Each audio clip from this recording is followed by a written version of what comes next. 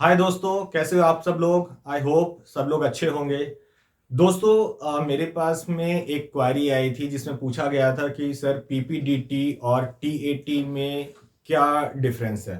तो दोस्तों देखो, मैंने एक वीडियो बनाई है जो मैंने हिंदी एंड इंग्लिश में वीडियो बना के डाली है। लेकिन कुछ लोगों को डाउट था तो उनके लिए ये वीडियो सिर्फ मैं हिंदी में बनाऊंगा, ताकि जिनके जो भी डाउट हैं वो क्लियर हो जाएं।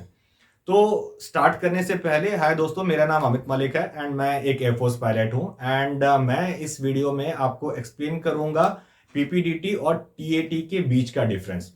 तो गाइज प्लीज वीडियो को लाइक कीजिए और सब्सक्राइब कीजिए सो दैट मैं जो भी नई वीडियो लेके आता हूं जिसमें मैं जो भी चीज एसएसबी से रिलेटेड या नॉर्मल डिफेंस से रिलेटेड कोई भी चीज जो आती है लेटेस्ट में, मैं उसको एक्सप्लेन करता हूं।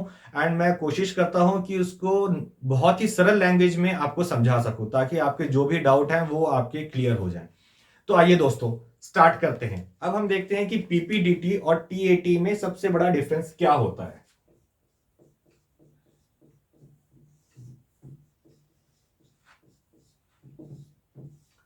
दोस्तों, पीपीडीटी को हम दो पार्ट में अलग अलग कर लेते हैं। पहला होता है पिक्चर परसेप्शन एंड ये होता है डिस्कशन टेस्ट।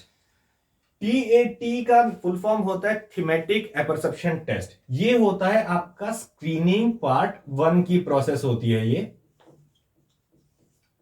जो आपके पहले दिन में ये आपका एग्जाम होता है। ये एग्जाम आपका पहले ही दिन में जाके हो जाता है एंड अगर आप स्क्रीनिंग वन को क्लियर करते हैं तभी आप टीएटी आप दे पाएंगे, जो कि स्क्रीनिंग पार्ट टू का प्रोसेस होता है। ठीक है, ये स्क्रीनिंग पार्ट टू है। तो इस ये आपका नॉर्मली डे टू में होता है ये आपका। और ये जो होता है ये आपका डे वन में होता है। जब आप एसएसबी देने आते हैं तो ये आपका पहले ही दिन में ये हो जाता है। अब देखिए, हम पीपीडीटी पे इतना ज्यादा फोकस क्यों करते हैं, उसका सबसे बड़ा रीजन क्या है कि लोग बोलते हैं कि सर चीजें दोनों सेम होती हैं। हाँ, सही बात है, चीजें दोनों सेम होती हैं। इसमें भी आपको, लेकिन मेन डिफरेंस उस पर ये देखिए, यहाँ पे आपके पास में सिर्फ एक पिक्चर दी होती है आपको यहाँ पे, और यहाँ पे आपके लिए 12 पिक्चर होती है। ठीक है, इसमें से 11 में आपको एक पिक्चर दिखाई जाती है, थोड़ी सी ब्लर सी होती है, बहुत ज्यादा साफ नहीं होती है, धुंधली सी इमेज होती है। एंड आपको उनको देख के उसके ऊपर में एक स्टोरी लिखनी होती है। जो 12वीं इमेज होती है वो खाली होती है, सिर्फ आपको जैसे ऐसे दिखा दिया, एक वाइट स्क्रीन दिखा रखी है एंड उसके दिमाग में रख के आपको एक स्टोरी बनानी है। ये थोड़ा सा इजी होता है क्योंकि ये स्टोरी आप दिमाग में रख के पहले से ही बना के वहां पे जा सकते हैं। जो आपने सोचा है वहां जाके लिख दीजिए।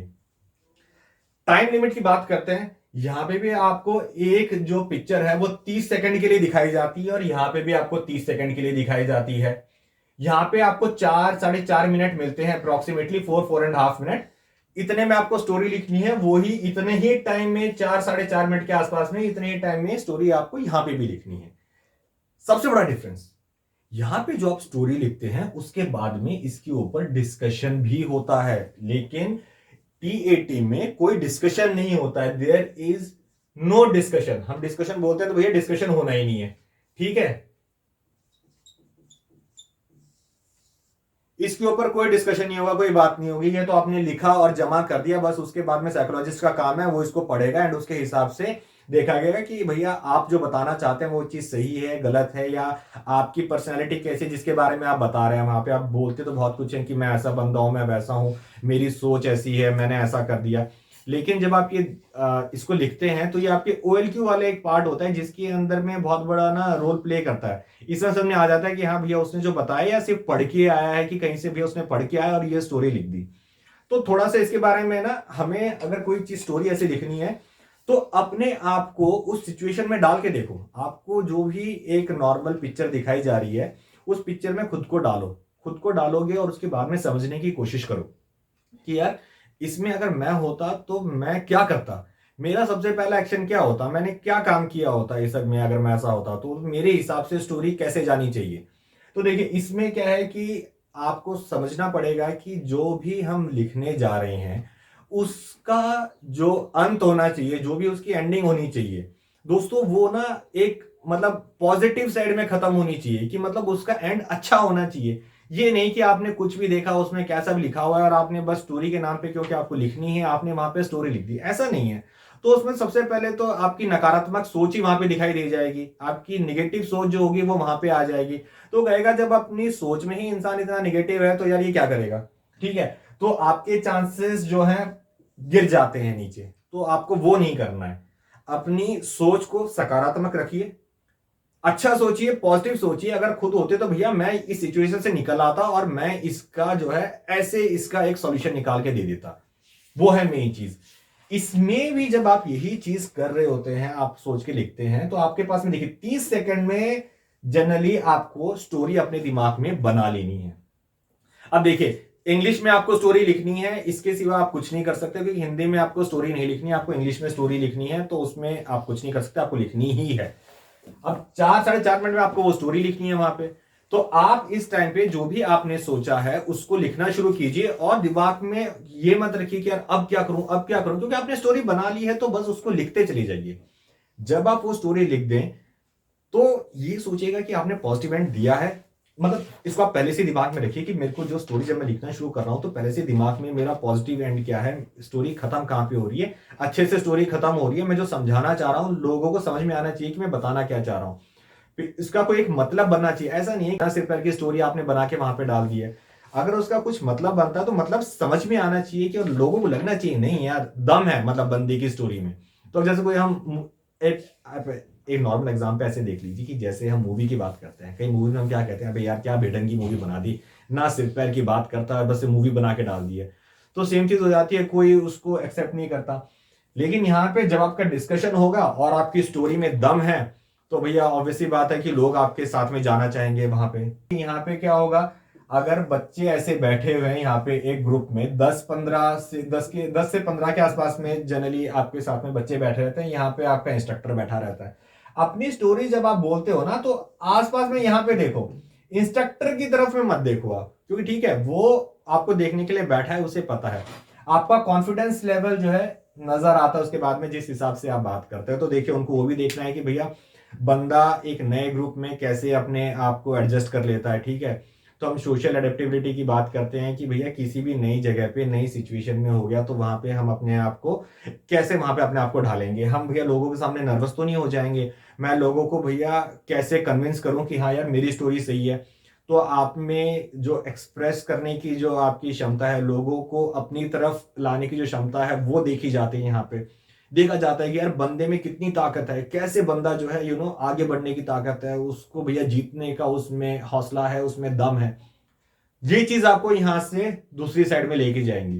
तो जब आप ये स्टोरी लिख रहे हैं, आप सॉरी जब यहाँ पे आप ये एक्सप्लेन कर रहे हैं, अगर आपने कुछ गलत पॉइंट लिख दिया है, एक्सेप्ट करो उस चीज को। ये मत चलो कि मैंने गलत लिख दिया लेकिन फिर भी मैं ठीक हूं, ऐसा नहीं होता है। अगर आप गलत हैं तो एक्सेप्ट कीजिए, ये भी आपके अंदर का एक पार्ट होता है जो देखा जाता है, जिसमें हम उस चीज को लेके चलते हैं कि नहीं यार बंदे में कम से कम ये तो है कि गलती की एक्सेप्ट कर लेगा कि हाँ यार मैंने वो किया है। किसी और की स्टोरी आपसे अच्छी है तो बिल्कुल उसके साथ में लेके चलिए कि नहीं यार उस बंदे की स्टोरी ज्यादा अच्छी है। अपने पॉइंट्स आप दे सकते हैं कि हाँ ये ऐसा है, इसमें हम ये कर सकते थे, ये थोड़ा ऐसे हो सकता था।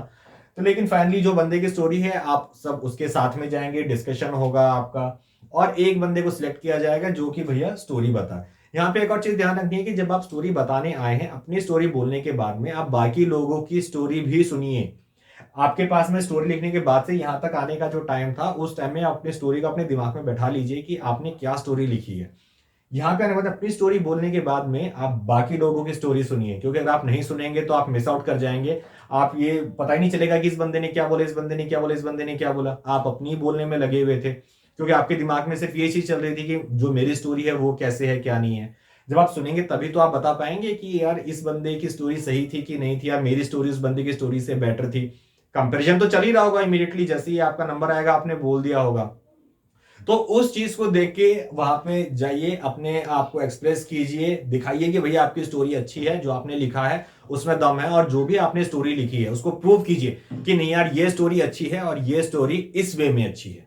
तो दोस्तों ये था मेन जो आपका पीपीडीटी में होता है। यहाँ पे मतलब एक तरीके का रैपिड फायर सा होता है कि बस आती गई एक के बाद एक के बाद एक के बाद एक 12 स्टोरी आएंगी, 30 सेकंड आपको दिखाई जाएगी एक पिक्चर, उसके बाद में 4-4.5 मिनट आपको स्टोरी लिखनी है। जैसे ही वो 4-4.5 मिनट खत्म हुए इमीडिएटली दूसरी पिक्चर आ जाएगी। तो आपके पास में ये टाइम नहीं होगा कि आप दोबारा पीछे चले जाओ और वहां से जाके जो है आप स्टोरी उठा के लिखना शुरू कर दे, इतना टाइम नहीं होगा आपके पास में। एक स्टोरी खत्म की, लिख दिया, अगली आई, लिख दिया।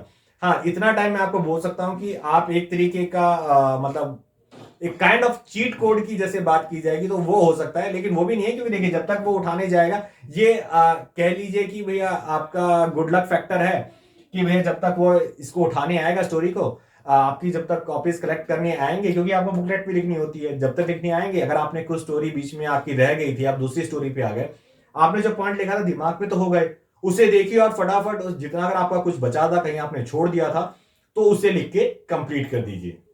सो दोस्तों, इस तरीके से आपको अपनी अप्रोच रखनी है, इस तरीके से आपको आगे बढ़ना है। अगर आप इस हिसाब से अपना दिमाग को पॉजिटिव वे में लेके चलेंगे, आप सही सोच रखेंगे और जो आप हैं अपने आप को वही दिखाइए, दूसरा इंसान बनने की कोशिश मत कीजिए। जो किताब में पढ़ा है और कुछ है उस टाइम में उसको दिमाग में रखिए, लेकिन जाते ही उसको बस सीधा वहां पे उड़ेलना शुरू मत कर दीजिए। सो दैट, क्योंकि स्टोरी कुछ अलग होगी, कुछ सिचुएशन अलग होगी, तो आप सोच समझ के जो लिखेंगे उसी का इंपैक्ट होगा, वो आपको या तो इस साइड नहीं तो फिर वहां से बाहर ले जाएगा। तो दोस्तों, ये था डिफरेंस जो मैं आपको बताना चाह रहा था। इसका इंग्लिश वर्जन जो मैं आपको पहले बता दिया था, English and Hindi as a combined one, वो भी मैंने इसके लिंक में दिया हुआ है, आप उसको भी देख सकते हैं, जो भी आपके लिए कंफर्टेबल हो। सो दोस्तों, मैं कुछ नए टॉपिक्स के बारे में जब भी वीडियो लेके आऊंगा तो सब्सक्राइब कीजिए, बेल बटन दबा दीजिए, ताकि जैसे ही वो स्टोरी आएगी एंड जैसे कोई नया टॉपिक आएगा आपको इमीडिएटली उसके बारे में इंफॉर्मेशन मिल जाए। सो ठीक है दोस्तों, ध्यान रखिएगा, take care, bye bye and जय हिंद।